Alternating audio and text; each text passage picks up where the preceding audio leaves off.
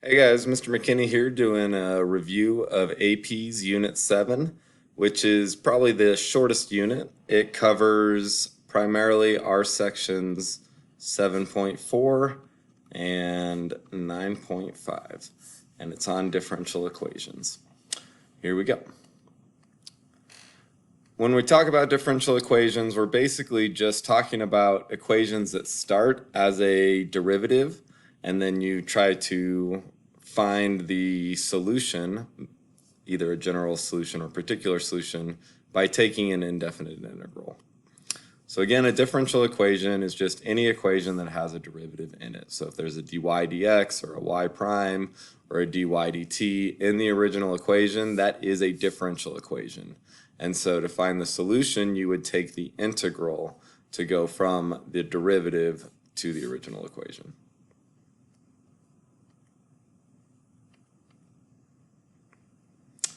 The first topic within the AP curriculum is modeling. So this is basically just taking words and turning them into equations. We're going to go ahead. If you want to practice, hit pause and then try to practice this. All right, let's take a look at the answers. Most of this is just looking for keywords. So when you see proportional, it just means you're going to have some constant multiplied by square root. Rate of change means you're going to have d something, d something. So rate of change of h with respect to t would be dh dt or dm dt and so on. When you see the word difference, you're looking at subtraction. Jointly proportional would mean you're multiplying two things, in this case c and n minus c. Inversely proportional means your constant is being divided instead of multiplied by whatever variable you're dealing with. Email me if you have questions. The next thing is verifying solutions.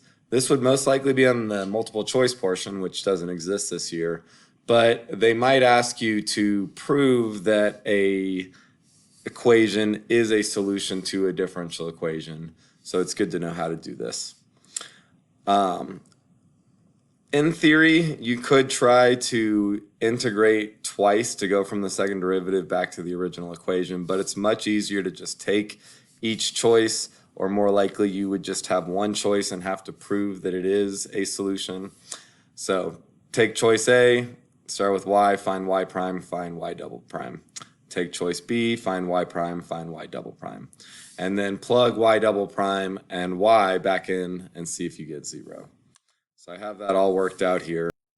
So if you're going to verify a solution to a differential equation, you just want to take the derivative and second derivative and plug them in and see if it works or not. Here's another example. Again, you won't have multiple choice this year, but you will see it on the practice that you're doing this week. Sketching a slope field basically is just a way to visualize a differential equation. So you'd be given a differential equation and then be given a set of points, and then you would draw the slope at each of these points. Again, there's going to be no graphs on the AP exam this year, so this wouldn't apply for this year, but in general, you would want to sketch the slope. You'd be looking primarily for where the slope is 0. That's one thing they're always going to look for. So in this case, when y is 1, the slope would be 0. So you would get 1 point for these and then 1 point for all the other slopes in this case. Another way that you'll see differential equations is they'll give you a slope field and ask you to sketch a particular solution that goes through a point. So you find that point and then you follow the slope marks and you basically just sketch a solution. So if through each point there would be a different particular solution, and they wouldn't necessarily even be the same type of equation. So going through this point, you would have a parabola opening up. Going through this point, you would have a parabola opening to the right, as you can see here. All right, so this is the way that you would most likely see it, this type of problem with tangent lines and then finding particular solutions. Those are the two ways that you would likely see it on the free response portion of the AP exam. So if it shows up this year, this is one way that it would show up.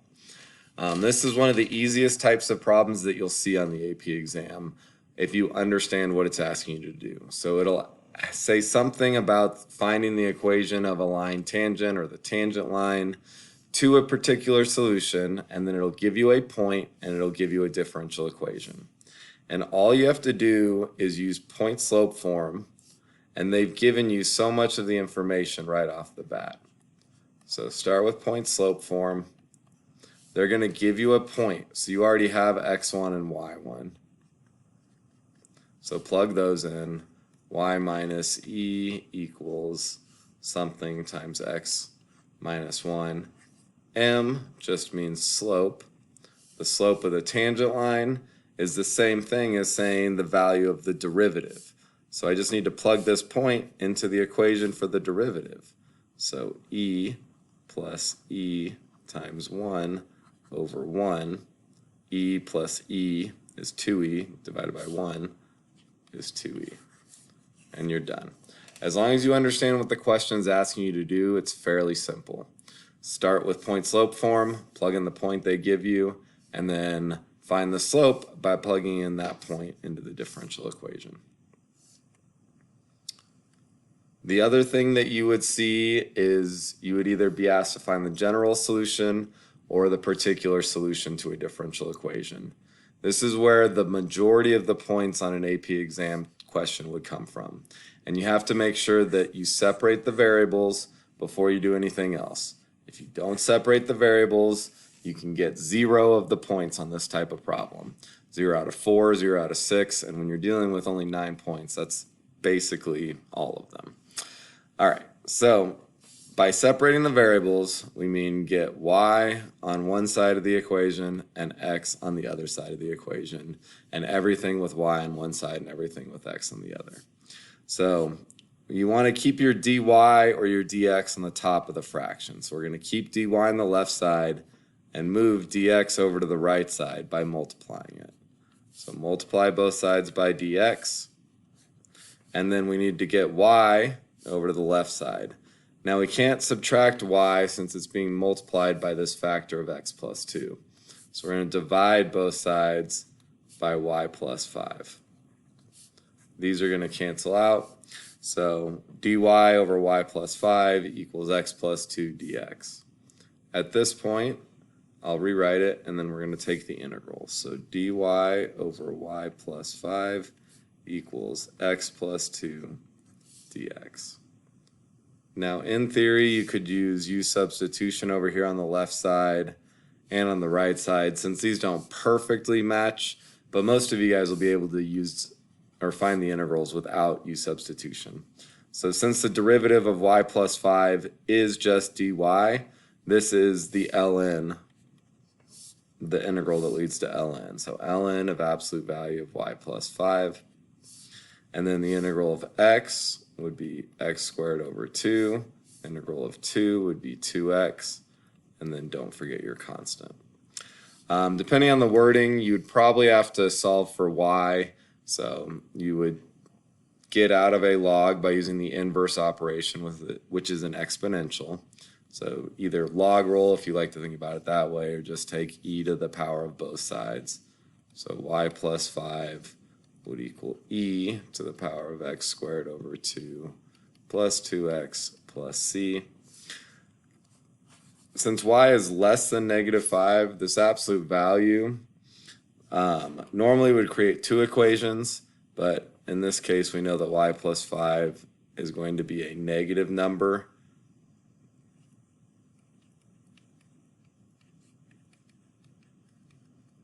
And so then y is going to be this minus 5. And it'll be easier to read on the next slide. But there would have been a plus or minus at this step, and we're going to pick the minus because it's given to us in the problem. Occasionally you will have to go from an absolute value to both options and then figure out which option it is based on something from the original problem. All right, so the general solution would still have C in it. Most of the time on the AP exam, on the free response portion, you're going to end up finding a particular solution. The particular solution is where you're going to take an initial condition and find the value of c. So for this problem, dy dx equals cosine of x e to the power of y plus sine x. We need to make sure we separate the variables first, otherwise we're going to get 0 points on that part of the problem. So I need to split this exponential up so that I'll be able to separate y and x, because right now it's very difficult to get y on one side and x on the other. So I'd start by saying dy dx is cosine of x times e to the y times e to the sine of x. Because if you add in an exponent, you can split it up as two separate exponents being multiplied. All right, so now to get the y over to the left side, I'm going to divide both sides by e to the y and then multiply both sides by dx to get the dx over to the right side. So multiply by dx, divide by e to the power of y. So that'll give me dy divided by e to the power of y equals e to the sine x times cosine of x dx. I reordered this because it makes it easier to see the u substitution that's coming up. Now, some kids may think ln over on this side because they see y on the bottom, but this needs to just be rewritten as e to the negative y dy. Because the derivative of e to the y is e to the y dy, and we don't have another e to the y, so this is not an ln problem. Over here, we're going to need to use u substitution, where u is equal to sine of x, and du would be equal to cosine of x dx. So this becomes e to the u du, and now I can take the integral on both sides. Now over here, I really need another negative before I can actually take the integral, because the derivative of negative y is negative dy. So this will become negative e to the negative y, and this will just become e to the u plus c. Need to take my u function and plug it back in, so negative e to the negative y equals e to the sine of x plus c. And then I can plug in my x and y right now, or I can solve for y first. Usually it's easier to plug in for x and y as soon as you're able to. So I'm going to underline this to remind myself where to plug the c value back in. But negative e to the negative 0 equals e to the sine of 0 plus c. Negative e to the negative 0. E to the 0 is 1, so negative 1. Sine of 0 is 0. E to the 0 is 1. So c is negative 2. Plug that back in there. Negative e to the negative y equals e to the sine x plus negative 2, or just minus 2.